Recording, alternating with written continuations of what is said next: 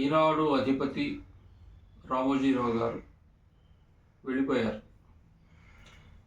ఆంధ్రదేశపు అభివృద్ధిలో కావచ్చు, చరిత్రలో కావచ్చు, ఆయనకంటూ ఒక అధ్యాయాన్ని సృష్టించుకుని వెళ్ళిపోయారు.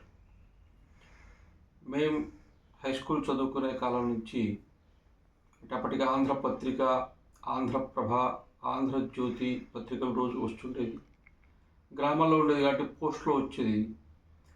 2-3 రోజులు ఆలస్యంగా ఒకేసారి కట్టకట్టగా వచ్చేది. ఆ పరిస్థితుల్లోనే ఈనాడు ప్రారంభం కావడం సుమారుగా 1975-76 ఆ ప్రాంతంలో. అప్పుడు కూడా ఈనాడు మొదటి పేజీలో ఎడమవైపున టూకీగా అని కొన్ని వార్తలు వేసేవాళ్ళు.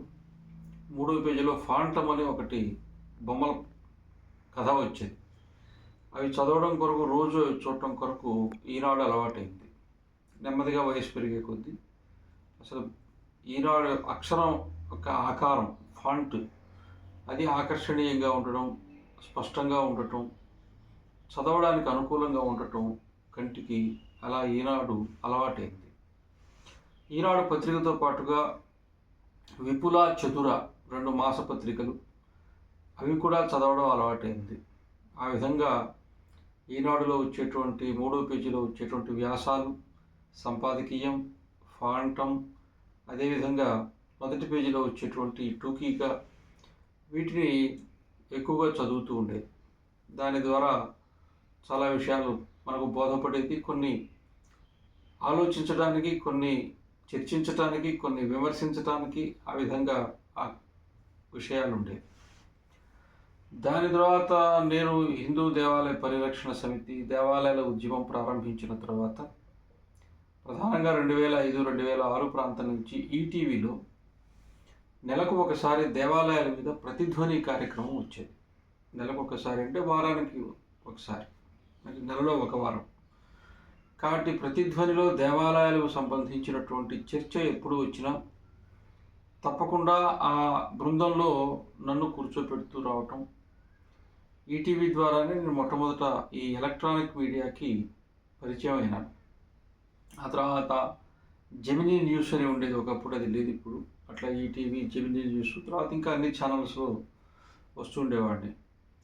కానీ నా అనుభవం మేరకి ఈటీవీ ప్రతిధ్వని కార్యక్రమానికి వెళ్ళినప్పుడు నేను గమనించింది ఏమిటంటే, వాళ్ళు పిలిచినటువంటి అతిథులను స్వీకరించే పద్ధతి, మర్యాద, ఆ తర్వాత ప్రతిధ్వనిలో కూర్చొనే ముందు, అంటే చర్చించబోయే ముందు వాళ్ళకి మనకి ఇచ్చేటువంటి సమాచారం, కూర్చునే జట్టుని అందరినీ కూర్చోబెట్టి ముందుగా కొంత చర్చించి, ఇదిగో మనం ఈ చట్టంలోనే ఈ విషయాన్ని ఉంచుదాము, ఇలా చర్చిద్దాము అని అనుకోవటం, ఒక ఆరోగ్యప్రదమైనటువంటి వాతావరణంలో ఒక చర్చను ముందుకు తీసుకెళ్ళటం, సమాజానికి ఆ సమాచారాన్ని అందజేయటం, ఇట్లాంటి ఒక వాతావరణాన్ని చూచాం. శ్రీకాళహస్తి రాజగోపురం పడిపోయినప్పుడు నేను హైదరాబాద్లో ఉండేవాడినప్పుడు హైదరాబాద్ నుంచి నేను శ్రీకాళహస్తికి వెళ్తూ ఉన్నాను. ఈ ప్రతిధ్వని కాదు, ఈటీవీలో తీర్థయాత్ర అని చెప్పి ఒక కార్యక్రమం వస్తుంటుంది. ఆ తీర్థయాత్రలో అనేక దేవాలయాలు, ఆశ్రమాలు ఇవన్నీ కూడా చూపించారు. అందులో ఉదయశంకర్ గారని ఒక ఆయన పనిచేస్తూ ఉంటారు. అలాగే ఇంకా రామకృష్ణ గారని ఒక ఆయన కూడా పనిచేస్తూ ఉంటారు, ఎమిరినేని రామకృష్ణ గారు. వీళ్ళు ఎప్పుడు కూడా ఈ దేవాలయాలకు సంబంధించిన విషయాలు ఇటువంటివి నాతో చర్చిస్తూ ఉండేవాళ్ళు. అట్లా ఉదయశంకర్ గారు నాకు ఫోన్ చేసి, ఈ శ్రీకాళహస్తిలో గోపురం పడిపోయింది కదా, దాని మీద మీ అభిప్రాయం తీసుకోమన్నారు. దాంతోపాటు ఇంకా శిథిలావస్థకు వచ్చినటువంటి గోపురాలు ఎక్కడెక్కడ ఉన్నాయి, ఈ సమాచారం కూడా పెద్ద ఆయన మీ దగ్గర నుంచి తెలుసుకోమన్నారని చెప్పారు. పెద్ద ఆయన అంటే రామోజీరావు గారు. కాబట్టి దేవాలయాలకు సంబంధించిన ఏ విషయమైనా సరే నాతో అడగమని, నన్ను కలిసి సమాచారం తీసుకోమని ఆ విధంగా రామోజీరావు గారు చెప్పారని చెప్పి నాకు చెప్పారు. స్వయంగా నేరుగా వారితో నాకేం పరిచయం లేదు. కానీ ఒక వ్యక్తి ఒక విషయాన్ని గురించి సమాజంలో పనిచేస్తున్నారు అని చెప్పి తెలిసినప్పుడు దాన్ని గుర్తించి వాళ్ళకి ఇవ్వవలసిన స్థానాన్ని వాళ్ళకు ఇచ్చి ప్రోత్సహించేటువంటి గుణం వాళ్ళలో ఉంది అని చెప్పి నేను భావించాను. ఆ విధంగా నాకు ఇటు ఈటీవీ ద్వారా నాకు చాలా ప్రచారం లభించింది.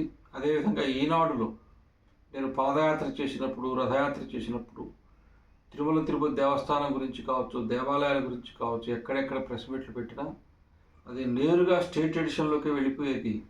మొత్తం రాష్ట్రం అంతటా ఆ వార్త వచ్చేది. అటువంటి ప్రోత్సాహాన్ని నాకు కలిగించారు.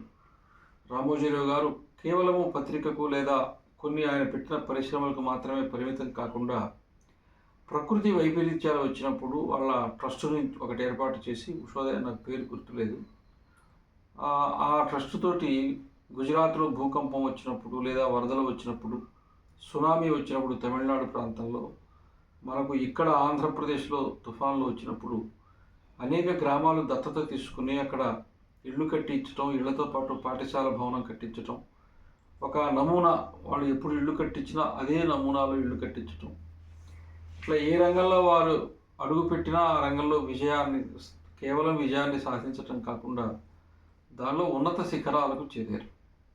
కేవలం స్వయం కృషి వల్ల, ప్రతిభ వల్ల, భగవంతుడు ఆయనకి ఇచ్చినటువంటి శక్తి సామర్థ్యాల వల్ల ఇవన్నీ సాధించుకున్నారు. ముఖ్యంగా వాళ్ళ కుమారుడు సుమన్ మరణించాడు. ఆ దృశ్యాలు నేను చూశాను. సుమన్ కనుక జీవించి ఉంటే మన హిందూ ధర్మానికి చాలా ఉపయోగపడి ఉండేవాడు. ఆయనే స్వయంగా కృష్ణుడి వేషం వేసి భాగవతం తీయటం, హిందూ ధర్మాన్ని తూచా తప్పకుండా గొప్పగా గౌరవించి ఆచరించిన వాడు సుమన్. అటువంటి ఆయన చనిపోయినప్పుడు కూడా నాకు బాధ కలిగింది. ఎవరిని ఏ ఒక సిద్ధాంతం పేరుతో కానీ లేదా ఏదో ఒక అభిప్రాయంతో మనం ఎప్పటికీ ఒక నిశ్చితమైన అభిప్రాయాన్ని ఉంచుకోవాల్సిన అవసరం లేదు. జీవిత ప్రయాణ గమనంలో అనేక ఒడిదుడుకులు, మార్పులు వస్తూ ఉంటాయి. దివిసీమలో 96 ఆ ప్రాంతంలో సూపర్ సైక్లోన్ వచ్చినప్పుడు అక్కడ మన ఆర్ఎస్ఎస్ వాళ్ళు చాలా సేవా కార్యక్రమాలు చేస్తూ ఉన్నారు.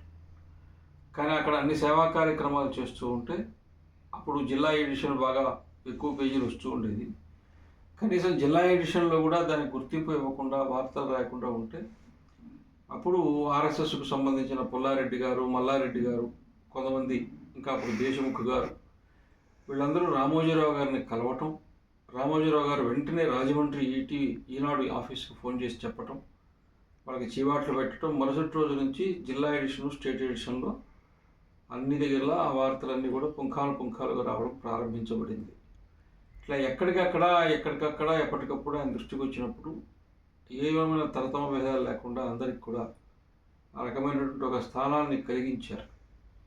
ఏది ఏమైనప్పటికీ రామోజీరావు గారి యొక్క మరణము ఆంధ్రజాతికి తీరని లోటు, ఆంధ్రజాతి యొక్క ఉత్థానంలో, మన యొక్క అభివృద్ధిలో, మన ఘనతలో, మన వైభవంలో రామోజీరావు గారు ఒక అధ్యాయాన్ని సృష్టించుకున్నారనే దాంట్లో సందేహం లేదు. ఆంధ్రజాతి కలికితురాయి రామోజీరావు గారు. వారికి మేము శ్రీ భువనేశ్వరి పీఠం తరపున భగవంతుడిని మేము ప్రార్థిస్తూ ఉన్నాము, సద్గతులు కలగాలని.